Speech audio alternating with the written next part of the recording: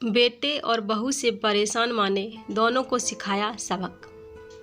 सरस्वती भूख से परेशान हो गई थी। सुबह से मालती ने उसको खाने के लिए कुछ भी नहीं दिया, क्योंकि सुबह नाश्ते में उसने आलू के पराठे बनाए थे और अब वह भी खत्म हो गए थे। इसीलिए सरस्वती दोपहर के खाने की राह देख रही थी। पर मालती ने सुबह पेट भर के नाश्ता किया था, इसीलिए वो दोपहर का खाना नहीं बनाने वाली थी। भूख से परेशान हो रही सरस्वती मालती के पास गई और बोली, बहू, मुझे बहुत जोरों से भूख लगी है, खाने के लिए कुछ भी दे दो। सरस्वती का कहना सुनकर मालती मुंह टेढ़ा करके बोली, दिन भर सिर्फ आपको भूख ही लगती है, दूसरा तो कुछ भी काम नहीं रहता आपको। उस टेबल पर चने रखे हैं, वही खाकर पानी पी के सो जाओ। आज दोपहर को मैं मेरी फ्रेंड के साथ बाहर जाने वाली हूँ, इसीलिए खाना तो रात को ही बनाऊंगी। यह सुन के सरस्वती का मन उदास हो गया। फिर सरस्वती धीरे से बोली, तू कहे तो मैं खुद के लिए कुछ बना लूँ। मालती गुस्से से बोली, एक व्यक्ति के लिए खाना बनाओगी क्या आप? सोचकर मालती किचन में गई और उसने फ्रिज में रखे हुए बासी चावल निकाले। अचार के साथ वह चावल एक थाली में परोसकर सरस्वती के आगे रखकर बोली कि खा लो। ऐसा कहकर पर्स लेकर मालती घर के बाहर चली गई। चावल फ्रिज में रखे थे, तब भी वह खराब हो गए थे, उनसे गंदी बदबू आ रही थी। सरस्वती ने गुस्से से वह चावल डस्टबिन में डाल दिए।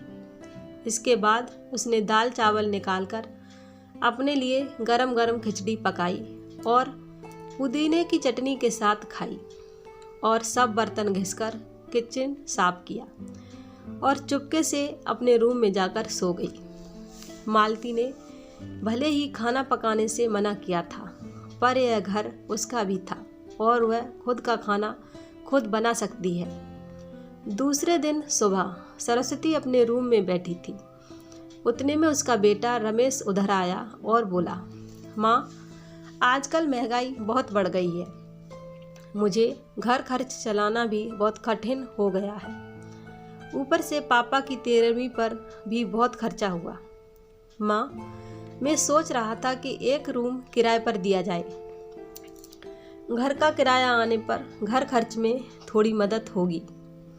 सरस्वती बोली, बेटा, तुझे जो ठीक लगेगा तू वही कर। उसके बाद रमेश गला साफ करते हुए बोला, माँ, तेरा रूम खाली कर दें और तू नीचे के छोटे रूम में शिफ्ट हो जा। उस छोटे रूम में टॉयलेट और बाथरूम नहीं है, तो उसे कोई किराए पर नहीं लेगा।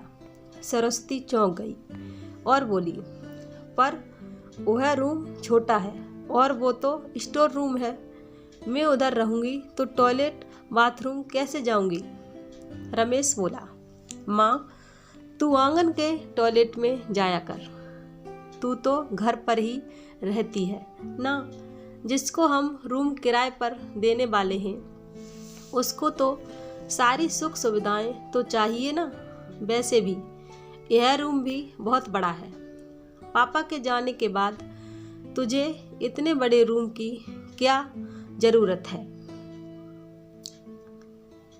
सरस्वती कुछ क्षण शांत रही और सोचने के बाद बोली, टेरेस पर जो रूम है वह भी हम किराए पर दे सकते हैं, उस रूम में सब सुख सुविधा है। उस पर रमेश बोला, नहीं माँ, वह रूम हम किराए पर नहीं दे सकते, वह अपने मेहमानों के लिए रखा है।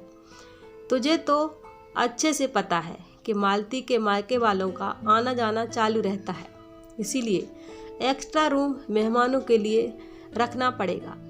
सरस्वती सब समझ गई थी कि बेटे ने तो उसका ही रूम किराए पर देने का निर्णय लिया है, क्योंकि वह बुढ़ापे में बेटे और बहू पर आश्रित थी।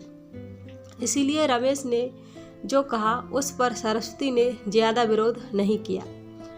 उसने अपना थोड़ा सामान लिया और छोटे रूम में शिफ्ट हो गई। उधर पुराने छोटे रूम में उसका जी घुट रहा था, तब भी वहाँ उस रूम में दिन काट रही थी। नया किराएदार आया था। सब पहले जैसा चल रहा था। घर में आए हुए किराएदार का नाम अशोक था। एक एनजीओ में काम करता था। वह हर रोज मालती और रमेश सरस्वती के साथ कैसा सलूक करते थे वह देखता था। वह देखकर उसको बहुत बुरा लगता था। धीरे धीरे सरस्वती अशोक को अपने बेटे जैसा मानने लगी। अशोक भी आते जाते सरस्वती का हाल चाल पूछा करता था और उसका ख्याल रखता था। रमेश और मालती को सरस्वती से कुछ लेना देना नहीं था। मालती बचा हुआ खाना उसकी थाली में रखकर जाती और बेटा तो उसके तरफ देखता भी नहीं था। सरस्वती तो पहले ही समझ चुकी थी कि उसका बेटा अब पहले जैसा नहीं रहा, वह बदल गया है। फिर भी वो आंखें बंद करके किसी पालतू पशु जैसी उस घर में रहती थी, क्योंकि बुढ़ापे में उसको दूसरा किसी का सहारा नहीं था। रोटी के 2 टुकड़ों के लिए उसको उनके सहारे रहना पड़ रहा था। कभी कभी सरस्वती को बहुत रोना आता था। सरस्वती अशोक को अपने मन की बातें बताने लगी। उनके पति की मौत बेटे की लापरवाही से हुई थी, पर वो ज़्यादा बोल नहीं पा रही थी। जब पति काम पर जाते थे तब घर में हम दोनों को बहुत मान सम्मान मिलता था। जब वह काम करने में असमर्थ हो गए तब रमेश को उन्होंने घर खर्च में मदद किया करो ऐसा कहा। यह बातें रमेश के मन को बहुत लगी। जब वह पति घर चला रहे थे रमेश अपने सब पैसे बचा लेता था, पर अब शर्म से और मजबूरी में उसको घर खर्च चलाना पड़ रहा था। धीरे धीरे माँ बाप का खर्च उसको बोझ लग रहा था, लेकिन वह स्पष्ट रूप से कुछ भी नहीं कह सकता था। इस बीच पति का स्वास्थ्य बहुत बिगड़ गया और वह चल बसी। डॉक्टर के पास जाने से पता चला कि उनको निमोनिया हुआ था। डॉक्टर थोड़ी महंगी दवाई लिखकर देते थे, तो रमेश पैसे बचने चाहिए, इसीलिए रमेश आधी दवाई लेकर आता था। शुरू में पति का स्वास्थ्य सुधर गया था, तब रमेश ने उनकी गोलियां औषधि बंद कर दी थी। पति भी इन चीज़ों पर ध्यान नहीं देते थे, लेकिन एक रात में उन्हें सांस लेने में बहुत परेशानी हुई। सरस्वती बहुत घबरा गई और भाग के गई और रमेश के कमरे का दरवाज़ा ठोंकने लगी और कहने लगी कि पापा का स्वास्थ्य बहुत बिगड़ गया है, चल हम उन्हें डॉक्टर के पास लेकर जाते हैं। उस पर रमेश बोला, माँ मुझे अब सोने दे, मुझे बहुत नींद आ रही है, हम सुबह पापा को डॉक्टर के पास लेकर जाएंगे। ऐसा कहकर उसने दरवाज़ा बंद कर लिया था। सरस्वती रात भर पति के तकिए के पास चिंतित बैठी रही। कभी छाती को तेल लगाकर मालिश कर रही थी, तो कभी भाप स्टीम दे रही थी, पर भगवान को कुछ अलग स्वीकार था। सुबह तक उनकी मृत्यु हो गई थी। घर में कब्रिस्तान जैसी शांति थी। रमेश रोने का नाटक करने लगा। मालती तो ऐसे रो रही थी कि जैसे उसको वास्तव में ससुर चले गए इस बात पर बहुत दुख हो रहा हो। सबसे ज़्यादा धक्का लगा सिर्फ सरस्वती को, पर वह कुछ बोल नहीं पा रही थी। सरस्वती के आंखों से अश्रु आ रहे थे और उसके होठ थर थर काँप रहे थे, जैसे कि वो कहना चाहती हो कि अब रोने का नाटक क्यों कर रहे हो, मेरे पति की मौत के आप दोनों जिम्मेदार हो। पर वह कुछ बोल नहीं पाई। क्रियाकर्म कर दिया गया। सरस्वती के दिमाग में हमेशा एक बात चलती थी, रमेश ने लापरवाही नहीं की होती तो आज मेरे पति जिंदा होते। उनकी मौत के बाद मालती और रमेश का व्यवहार बहुत बदल गया था। सरस्वती को भी उनके व्यवहार की आदत पड़ गई थी, इसीलिए वह उनकी तरफ से कोई भी अपेक्षा नहीं रखती थी, पर उसका मन उसे अंदर ही अंदर उसे खाए जा रहा था। ऐसी औलाद को सबक भी नहीं सिखा सकती। एक दिन उनका किराएदार अशोक उसके पास आया और सरस्वती को कुछ बातें उसने समझाईं। वह बातें सुनकर सरस्वती की आंखों में एक नई उम्मीद जगी।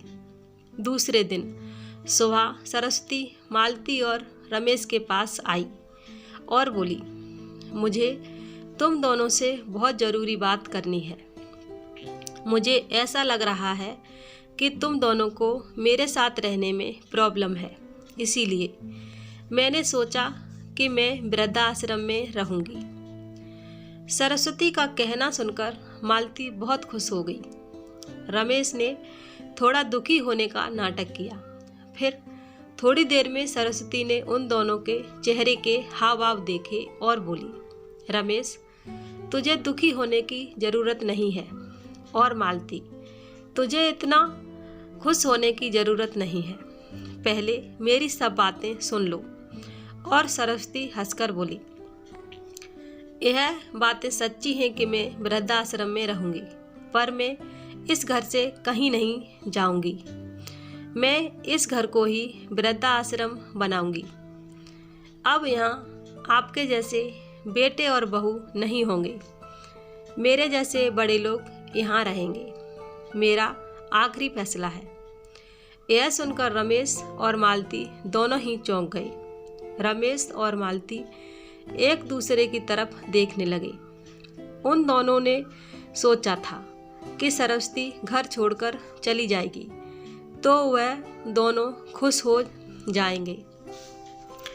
सरस्वती की बात सुनकर रमेश गुस्से से बोला, माँ, तेरा दिमाग तो ठीक है ना?